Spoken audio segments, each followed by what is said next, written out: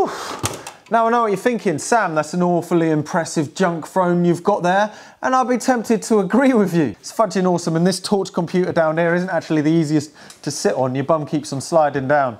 Okay, I think I'm all right. So this video starts way back in the start of December when Aidan got in contact with me. Aidan was working in a house in a town that he lives in, and he was tasked by the owner to help clear out some of the junk in the loft. The house was previously owned by a technology enthusiast who had sadly passed away 15 years prior. The current owner of the house has got some quotes from clearance companies for clearing out the building and basically chucking everything in the skip at the cost of £20 per CRT. So he chatted to Aidan to help clear out a fair bit of it just to save a bit of cash. So crazy enough, this stuff and a lot more that you're going to see in this video would have actually ended up in the skip. So right now you're seeing the loft room. It basically had not been touched for 15 years and it sadly had to be completely cleared out. Aidan did his best to pull as much kind of interesting stuff out as he possibly could. He ended up selling some of that stuff, and then a lot of the stuff that you're going to see in this video today, well, he didn't end up selling it and he ended up just saying, Sam, do you want any of this? So I basically ended up giving him a bit of money for fuel and stuff to drive over in his van, and some of that stuff is sitting around me now. It's quite a shame about a lot of that stuff in the loft because a lot of it actually ended up, yeah, indeed going in the skip, but at least quite a lot of it was saved. Anyway, let's get on with this video. It's extremely disjointed, I warn you now, but let's just get on with the good bits. This is where the cool stuff is. Here's the good stuff, boys. Oh, how are we gonna get this out? What's behind this wall? If I push this wall through... Where have you been? Oh my god. Whoa, yeah, I was not expecting an extra set of doors. Yeah. Holy moly. That's mental. It's my favourite thing. Oh, yeah, you said about that. That is quite a beauty. There is all sorts of things. Laserdisc player. Oh my and a load of lasers. god. Vinyl, I thought they were all vinyl. I got really excited. Oh, really? You're like, oh no, they're shiny. Next to my IBM Apple II sitting there. Is that a Euro Plus or is that an Apple II one? Third of all. Ah. Apple job a year. Yeah. I looked it up online and thought, oh god, that's worth a fortune. But like, yeah, that one's. I think it's been rained on. That's fudging cool. Does it walk around then? Yeah, it's just got little wheels. It just prints by running around a piece of paper. It was an attic room, but most of it was all right. But I think I've got the base unit for that, or the tower, whatever it is. There's two of them, so I'm hoping that one of them you can use as a donor. Yeah. But because it is quite broken. These are Laserdiscs. No. I think he had quite good taste. What else have we got? Big country. Mr. Smith's vegetable garden. It's a thing. A thing. Yeah. Oh, is that like little modems or something? Oh, there he is. It's from Curry's. Curry's? Organ Master. EchoSoft Organ Master. It's so good. Oh, there's the book of words, I think, for all the advertising. Ah, very nice. Laserdisc. Grease. I got Grease. Grease, man. So I thought these were records, and I thought, oh, sick. Grease. Whoa, what is that? That looks like the sound of war. Sound of war. This is pretty cool. I got excited when I saw these and thought, oh, Laserdiscs, they must be so rare. Are they not? They're not worth. Are they not? Like 5 or 10 or each with. Because no one will get them. Tatton Einstein. Oh yeah. Is that a random? I have got his head in there somewhere. But... Oh, the Ferguson monitors. They're well cool. I got a couple of those. Ah, this is the big boy. What's the big boy? Oh. Right, these things are my favourite. I absolutely love this. Oh. Imagine having that on your desk. That is intense. XCD Systems. Oh my gosh, what is this? Oh, it's a printer for plenty of wires. Ooh! I like this thing. EEPROM writer. I don't know what he does. What does he do? Tell me. Just burns ROMs. One per desk? No, fuck it. Is there a one per desk in it? Yeah, it's in his box. My uncle, my great uncle helped make that. Did he? That's so cool. I've been trying to find one of those. They don't come up very often. There you go. He's new in his. No, a one per desk. How cool is that? That is incredibly cool, man. I didn't have much time there, so I was trying to get. Well, I was looking for things that looked like they were all part of one system and grab all of that. Yeah. So yeah, there was more than this, and you say that it was gonna like even the clearance people were charging, weren't they? Yeah. Well, things like that would have just gone in the skip, the Commodore P500, and it would have.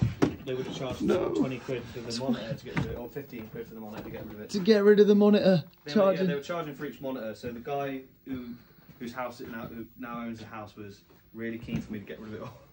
Yeah, because it actually works out cheaper. Yeah. So each one of these things has saved him some money. That's so mad, isn't it? It's crazy how the world's wide up. So this was a few weeks ago now. Anyway, let's have a closer look at what's there. Right. So if you could hear by my voice, yeah, I've been a little bit ill the last few days, so I haven't actually had a chance to look at this stuff. But we're back now. We're having a look. So we start by looking at this Commodore P500, incredibly rare thing, and it's incredibly heavy actually. As far as I know, it's complete. I haven't looked inside it, but this is actually earmarked for Dave of Tynemouth Software, who we've struck up a little bit of a deal where I'll give him this if he fixes a couple of these things, getting them ready to be able to play music or talk through the telecommunications bit of the museum for people. So yeah, that's that. Not going to be holding on to this. Like I say, it's a little bit of a bargaining chip for fixing things. But regardless, you don't see these things around very much. Having plugged it in, it doesn't work, but hopefully Dave is going to get that thing going. As you can see, it's a right old mess. The museum is opening this weekend, so it's got to be cleaned up. Going to move it around. Likely this will all end up in a pile where people could look at the pile, basically, for this weekend anyway. So there's some laser discs on top of here. We have got a Laserdisc player, as you saw in the video, and unfortunately, I have plugged it in, and unfortunately, currently not working, which is a bit of a shame. But like most of this stuff, it's all going to need looking to and going. But regardless, it's a cool example of a Laserdisc. How funky is that? And hopefully we'll find an opportunity to get this going, either me or somebody around who might want to pitch in and offer a hand. We'll see. Now this is a staple of any classroom in the 90s. These cubs are screens for, well, BBC micros and things like that. These are the two normal resolution ones, and apparently the darker one is a higher resolution module. As you can see, it's the Cub 895. The plan with these is one of them is going to be plugged into something that we'll have a look at in a little bit, and then the other two will actually be plugged into video synthesizers, because they do stack up pretty damn nicely. And I've got to say, the aesthetic of the Cub monitors are just beautiful. So yeah. Next to us, we've got a Tatung monitor for a Tatung Einstein, and we'll go and have a look at the Tatung Einstein right now. Oh yeah, the Einstein, what a beast, underneath a pretty rough looking tape player. Like a few of these things, this hasn't yet been plugged in. I wonder if anybody can comment below any useful musical applications. I wonder if there's some cool music programs for this, because that would really make it a useful thing. An Apple II with some really nice t-shirt suntan. Look at that. That's amazing. This is another one that hasn't been plugged in. We have got an Apple II running here at the minute for musical software, so this might act as a spare. I haven't even looked on the inside. Let's have a peek. Oh, it actually looks quite clean and nice on the inside, so maybe. And I've got to say, I'm a pretty big fan of that t-shirt suntan. That has been around. Next to it, we've got a Commodore 64C in the light, fantastic 3D box. It feels like it's still in there. So we're going to have a peek in there at some point. I'm not even going to open it today. I think I'm going to devote that to its own video. And oh, let's just do it. Yeah, wow. I gotta be honest, I'm not sure what to do with the apricot. There is the apricot monitor over here. Let's pop it on top of it. Oh, I was wrong, that's a Commodore monitor, oops. Well, yeah, I'm not sure where the apricot monitor is. I swear it was around here somewhere, but maybe I was just imagining that. Might see if the Micro Museum might be interested in this, because I'm not sure how much use it is in a musical realm. It even has a handle on it. Look at that beauty. If anybody has anything to say about this one, please let us know. More random yellowed old crap. This is a Xerox keyboard, and it seems that the Xerox screen is over here somewhere, but I have a feeling we haven't actually got the Xerox computer, which is a bit of a shame. It's not going to be complete, which is sad. This is pretty good. It's a rebadged version of the one per desk, which is, as far as I'm aware, a Sinclair with a micro drive and a telephone connected to it. And also in this pile of stuff somewhere is a one per desk. I'm just going to find it. Aha, here we go, the one per desk, brand new in the box. Now you don't see that very often at all, I've got to be honest. And look at that, it has literally not been removed from this box. But we might break that and try and open it up and turn it on for the very first time in, well, gosh knows how long. Yeah, I really don't think that's been... Yeah, it looks like... Bloomin' heck, it literally looks like it has not been removed. Wow. The thing is with these things is they're not very much use without the mainframe that's chilling in the proper ICL building. but well, there might be some use for it. Since there's 2 of them because of the Tonto, maybe their use with the telecommunications setup. Maybe. So subscribe to the museum channel. There's probably going to be a video on wiring that up, maybe to the telecommunications. I'm not sure whether it does much without the mainframe. If somebody's got some information, please let us know. This is the monitor for the one per desk. It's looking in a little bit worse wear. It's been gaffer taped onto the front, but maybe there's some life. We will check. Continuing on with this never-ending stream of random, dusty, old, slightly broken rubbish is this Echo Soft. It's a peripheral, best with Music 5000, and we haven't got a BBC Micro. However, it's a Viglin, and apparently, because I did a video up on Patreon talking through all of this stuff, this is most of the knowledge that I know about some of these things. Apparently, this is a reboxed. They used to sell this case for the Viglin case to rehouse BBC Micros for more space for things like floppy drives and stuff like that, but hopefully this might be of use. Dave of Tynemouth Software has mentioned an interest in fixing this one up to be used, so maybe we'll get this going quite soon. This is from a Sirius, and guess what? We have the rest of it, which is really cool. Let me just grab it. I've just got to find it in the pile. Yes, we've got the full setup of the Sirius. What an absolute beast. It looks insane, and it's extremely heavy. It's very well built. This one, like most of the stuff, I plugged in quickly and there was no life. This has got another fabric matting cover for the front, but it's just got, look at those angles. Wizard 9-inch monitor. The input will run on IBM. There was a chat about that, possibly this being a replacement for the one per desk monitor. We'll see. There's lots of things to do and lots of things added to my already endless to-do list. There's also a lot of incomplete items. For instance, this Model 2 Trash AE keyboard. It's just the keyboard, so it doesn't actually come with the case. I wonder if maybe next door is looking for one of these. We'll see. And then a brand new boxed Apple keyboard. This is rusted to fudgery, which is not good news, but I'll show you what it is for. This thing, the torch. So apparently, from my understanding, from what I've heard in the comments when I put a video up about this the other day, this is a bit of a behemoth. The lot came 2 of these torches, and it seems that they may very well have built-in modems because they got phone lines. So it would be amazing to get these going somehow through the telephone exchange. The only problem is, yeah, I have no experience with these things, and as you can see, I've got a to-do list as long as my arms. These are absolute beasts, but I don't think they'll be particularly useful around here. I might offer one of these over to the Micro Museum, but maybe also use one of them as bargaining chips for repairing some of this stuff. Here is the other torch. I turned one of them on. It did look like it turned on, but then the reefer capacitors started smoking up. I must add that nearly everything here has got some problems. For instance, the Apple Freeze. This is incredible. This is what really caught my eye at the start, because Apple Freeze were a massive flop, but my gosh, they are very aesthetically pleasing. And there's free Apple Freeze there, so free Apple Freeze. I've already had all 3 of these apart, and I've managed to get this one sort of booting up somewhat. I had to take the floppy drive out of another one, but I'll show you later in the video this booting up and the problems, and we'll have a look at it. But there's even 2 profiles, which are the hard drives for them. And no matter what, I'm going to have to keep these because they're so damn beautiful. It would be great to get 2 of these going, but even if there is just one, the great thing about these is they're not very much use as Apple Freeze. However, they do emulate Apple IIs, and I've got to be honest, they do look a lot nicer than an Apple II, so maybe we'll have that doing some Apple II music thingamajiggies. There is various boxes of random bits and bobs. For instance, the screen vision. It looks like it's actually a complete Commodore 64, slightly broken. That is cool. Ooh, CPC mouse.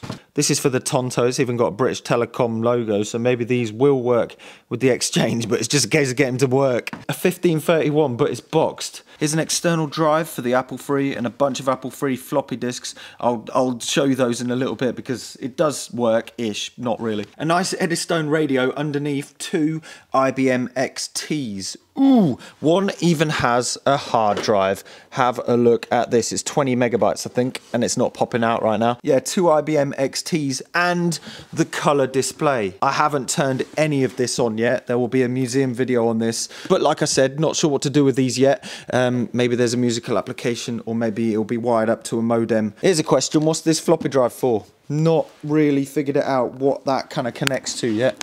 Having a look around the back. Having a look around the back doesn't really give much clues either. Here's some more stuff. I have a feeling that might be useful to somebody. It's not useful to me because I do not have the microprocessor, but this is an expansion. It's the MPF IP option, and it is complete in here, so comment below if you have one, and this might be of use because, yeah, I don't know what to do with that otherwise. Some parts for the Atari 850.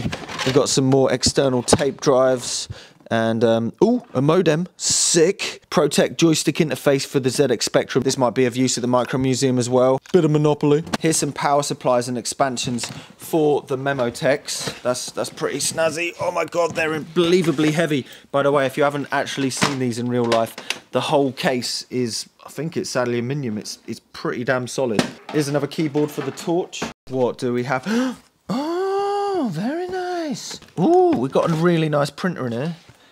Ooh, this computer is apparently Z80 based. The Sorcerer computer. Definitely keeping hold of this because it's absolutely beautiful. No idea anything about it, but my gosh, what a beauty. It looks ridiculous. There's a lot of documentation. Aidan mentioned that he tried to get out as much as he could about the ones that he picked up. For instance, here's the Torch computer stuff. Oh, that's pretty amazing. Some IBM stuff. Oh my god, there's a light pen for the Torch. The Torches definitely need to be resurrected just to use that. It's a box stand for the Apple IIc. There is a whole box of peripherals for the Apple III. So we'll be looking through these when we get at least one of the Apple IIIs going, which is one of the definite aims because the Apple IIIs are just so nice. A lot of profile accessories and stuff like that to get the hard drive going. Definitely interesting. An 80-column text card for the Apple IIe. A token vacuum cleaner for the museum, of course. An Amiga 500 of questioning function. Oh, yeah. So I haven't looked in this yet. So we've got some... oh, we've got one of those Logitech scanners. Here's some cartridges for the Apricot. Ooh, interesting music construction set. Well, that is for the Atari, so that's definitely going to happen. We've got a keyboard for the IBM and a 130XE in here, which is pretty damn snazzy. A token Macintosh Quadra and a box full of ribbon cables. Interesting, some more printers, and this is going to be really cool to use. It's actually a printer. It's a plotter, but it walks around on wheels. Well, we've got to find something that this works on because that looks really, really fun. Sale held on the 14th of the 6th, 1992. So all in all, there's a lot of interesting stuff with a lot of potential if it works. Since then, inevitably, we've had a look at some of the stuff. For instance, the rebadged one per desk, which is the Merlin Tonto, that turns on and works, as you can see. Ooh, after changing the reefer capacitor because, yeah, it just went up in smoke the first time. Haven't dared taking out the one per desk from the box yet, but I assure you, we will get to that. There's even talks of the idea of using a Raspberry Pi as the ICL mainframe, so it can still work through the telephone exchange, which is pretty cool. Amazingly enough, one of the Torches boots up. The other one looks like it boots up, however, it starts spurting smoke from its reefer capacitors, and the power supplies are like deep inside the machine, so that's going to take a little bit of time to get those going, I have a feeling. They're literally built like battleships. I mentioned I've already had the Apple freezer part to figure out what's working and what isn't. Turns out 2 of the power supplies are good, one of them's bad. 2 of the floppy drives are good, one of them's bad. 2 of the motherboards are good, one of them seems pretty bad. However, I've managed to get one whole combination computer working. However, it doesn't seem to get past the loading from the floppy disk. It just keeps on saying retry, retry. So it looks like the computer's working. It's just we need to fine tune the floppy drive, I think. I think that's what's up. So that should pop back at some time. Regardless, they work as a perfect pun of free Apple freeze, right? In the last few months, I've learned a word that I wasn't aware of before, and I realized that I wasn't very good at it, and that is called delegating. Yeah, that's when, you know, you realize that you've only got 2 hands and you've got too many jobs on your to-do list that's like this long. So some of these parts, like I mentioned, are going to be used as bargaining chips for repair of some things. Like I mentioned, this one, the P500, which is actually incredibly rare. It's probably the rarest thing here, except for maybe that. No, I think this might be rarer, I don't know. But I don't particularly have much use for this. This is a bargaining chip that's being sent over to Dave of Tynemouth Software with a whole bunch of things to fix. And in his words, this computer has paid for quite a lot of repair time. So what's currently going over to him with this is the Viglin BBC Micro, a few different Commodore PET parts, and bits like this and that, and there's a couple of other bits I've forgotten about. But yeah, like, we'll get some stuff back and hopefully they'll be working. I haven't even got around to turning on some of the things. However, Chris will fix it popped around on the last museum open day and managed to get one of of the IBMs working by merging both of them together, so that's pretty good. We've got up to the boot screen, so we just got to figure out where to go from there. So all in all, there is a lot of plans for some of this stuff. I'm going to offer some of it over to the Ramsgate Micro Museum, which is kind of local. I might sell a few small bits and bobs to make back the money that I paid to Aidan, and then it's all kind of fair game for what happens with the rest of it. For instance, the Sirius is a decent MS-DOS computer, so there's lots of opportunities with what to do with that. By the way, the next out of season open day for this museum is not obsolete is February the 26th. The information is below on the museum website. Also, if you want to see up-to-date progress on this stuff and a bunch of other projects, then go and check out over on Patreon. For instance, we've already been chatting about this stuff for the past 2 to 3 weeks over there, so if you're interested in checking out some of the other stuff and how a lot of the projects are going, then please go and check out over there, because it also supports the museum and the whole museum venture, which, yeah, it's getting a bit crazy. Anyway, if you can't tell by the stuff around me, I have a long to-do list, so I best go and carry on getting on with it. So yeah, I've been Look Mum No Computer. If you like what you see, don't forget to subscribe, and yeah, don't be scared to try it. Maybe don't try this though. Maybe not. Anyway, toodly-doo. Welcome to the museum.